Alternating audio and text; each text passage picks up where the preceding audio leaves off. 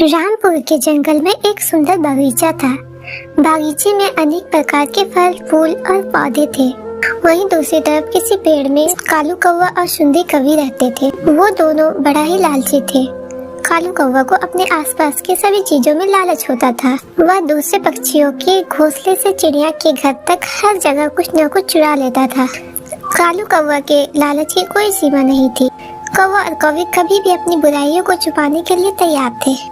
कौवा और कौवी दोनों ही बहुत ही चतुर और होशियार थे। वे अपनी चालाकी और धोखाधड़ी के लिए प्रसिद्ध थे।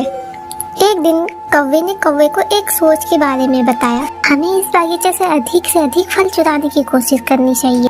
कौवा ने मुस्कुराते हुए कहा, हाँ तुम बिल्कुल सही कह रही हो, हमें ध्यान से काम करना चाहिए। फिर दोनों ने फल चुराने के लिए तैयार हो गए। उन्होंने एक योजना बनाई कि वे रात के समय बागीचा में घुसेंगे और अधिक से अधिक फल और फूल चुराएंगे। रात के समय कौवा और कौवी बागीचे में चुपचाप घुस गए। उन्होंने शुरू में बहुत सावधानी बरती, लेकिन फिर भी उन्हें कुछ अधिक से अधिक फल और फूल मिले। कौवी ने कहा, चलो अब हमें यहाँ से चलना चाहिए, नहीं तो हम पकड़े जाएंगे। हाँ तुम सही कह रही हो, हमें जल्दी से जल्दी यहाँ से निकलना चाहिए, नहीं तो कोई आ जाएगा और हमें पकड़ लेगा। दोनों बागीचे से निकलने लगे, लेकिन उन्हें बागीचे के दरवाजे से एक तोता ने पकड़ लिया और उन्हें मारने की तलाश में अपने घर ले जाने के लिए बागीचे में वापस ले आया। कौवा और कौवी दोनों बहुत ही डर गए और तोता के आगे बचने का प्रयास करने लगे, लेकिन तोता ने उन्हें पकड़ लिया और तोता ने कहा, तुम दोनों बहुत ही बड़े चोर हैं। तुमने मेरे बागीचे के फल और फूल चुराए हैं। अब मैं तुम्हें पकड़कर जंगल के सभी पक्षियों को तुम्हारी चोरी के बारे में बताऊंगा। हालांकि कौवा और कौवी तोता के इस विचार से सहमत नहीं थे। वे अपने आप को बेगुनाह साबित करने के लिए प्रयास करने लगे। कौवी ने कहा, मिट्टू जी, हमने किसी के फल और फूल नहीं चुराया है, हम तो यहाँ से घूमने आए थे। कौवा ने कहा, हाँ हम वास्तव में तुम्हारे बगीचे में सुंदरता देखने आए थे, हमने कुछ भी नहीं छुआ है। तोता ने उनकी बातों को सुना, लेकिन उसने उन पर यकीन नहीं किया। उसने उन्हें अपने पेड़ पर बांध दिया। कौवा और कौवी अब तोते के पेड़ में फंसे हुए थे और उन्हें अपने दोस्तों से मिलने के लिए कोई रास्ता नहीं था। कौवा ने कौवी से कहा, हमें यहाँ से निकलने का कोई रास्ता ढूंढना होगा, हमें कुछ तो कुछ करना ही पड़ेगा, नहीं तो हम मारे जाएंगे। हाँ हमें तो तोता को मारने का कोई रास्ता निकालना होगा, हमें उसे समझाना होगा कि हम निर्दोष है। कालू कौवा और सुंदरी कौवी एक साथ मिलकर योजना बनाने लगे। उन्होंने सोचा कि कैसे वो तोता को समझाए कि वे निर्दोष है। कौवी ने कहा, हमें तोता के सामने खड़े होकर उसे अपनी सच्चाई बतानी चाहिए। उसे यह सिखाना चाहिए कि वह गलती से हमें गलत समझ रहे हैं। अगले दिन कौवा और कौवी के पास तोता आया। कालू कौवा और सुंदरी कौवी ने बताया तोते को कि वे बागीचे के फल और फूल नहीं चुराते हैं। उन्होंने समझाया तोता के विचार में उनकी गलतफहमी हुई है। तोता ने उनकी बातों को सुना और उन्हें माफ कर दिया। तोता ने कहा, मुझे खेद है कि मैं तुम्हें गलत समझा, मैं वास्तव में तुम्हारे साथ अच्छे दोस्त होने पर गर्व करता हूँ।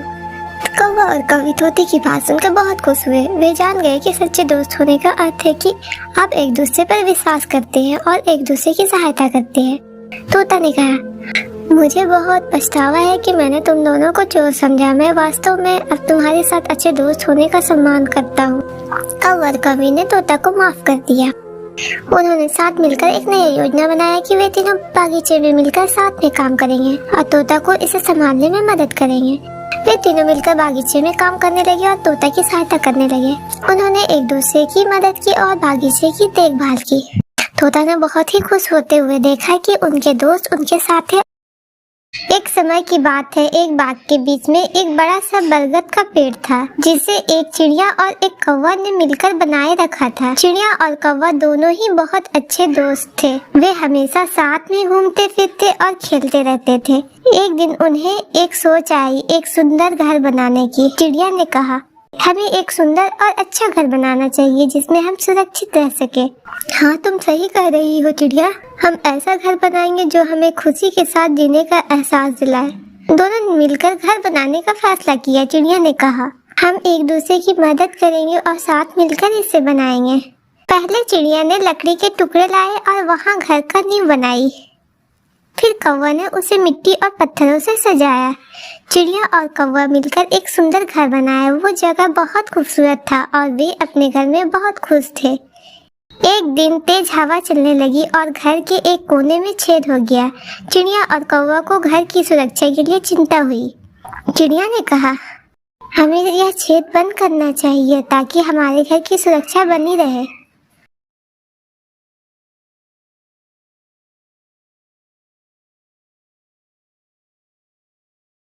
उन्होंने मिलकर छेद को बंद किया।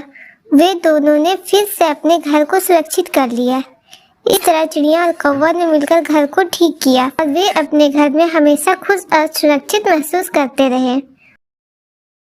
उनका दोस्ती न केवल उन्हें एक सुंदर और अच्छा घर बनाने में मदद की, बल्कि उन्हें जीवन के हर मोड़ पर सहारा भी बना रहा। हर सुबह उन्हें पक्षियों और पेड़ पौधे का साथ मिलता था। वे अपने घर में समय बिताने के बावजूद अपने दोस्तों और परिवार से भी समय बिताते रहे।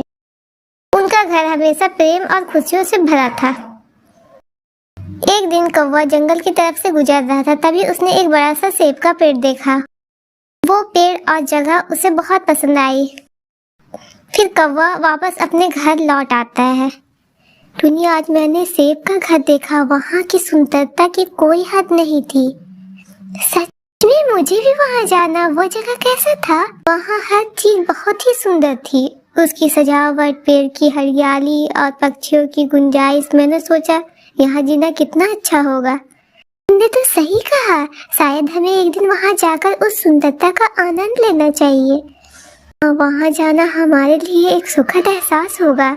हमें उसे महसूस करना चाहिए। बिल्कुल, तुम क्या कहते हो? कल ही चले? क्यों नहीं, मैं उस जगह वो पेड़ की सुंदरता को फिर से देखना चाहता हूँ। ठीक है, कल हम दोनों उसे देखने के लिए निकलेंगे। हम बहुत मजा करेंगे। फिर हम कल सुबह जल्दी उठेंगे और सीधे सेब के घर की ओर चलेंगे।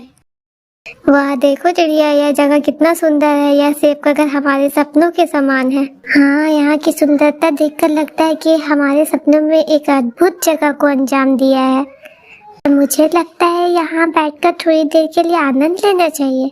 हाँ चिड़िया, आज का दिन बहुत यादगार रहेगा। हम बहुत अच्छा किया कि वक्त गुजारा हमने साथ में। हमें अपने सुंदर घर में वापस जाना चाहिए, जहाँ हमें हमारी अपनी खुशियाँ और सुख मिले। आज का सफर हमारे लिए बहुत अनमोल है। हमने एक दूसरे के साथ इसे बिताया है और यह अनुभव हमेशा हमें याद रहेगा। चिड़िया और कौवा फिर से अपने घर की ओर चले। उनके चेहरे पर खुशियाँ और मुस्कान थी और उनके दिलों में अपनी खुशियों की भरमार थी।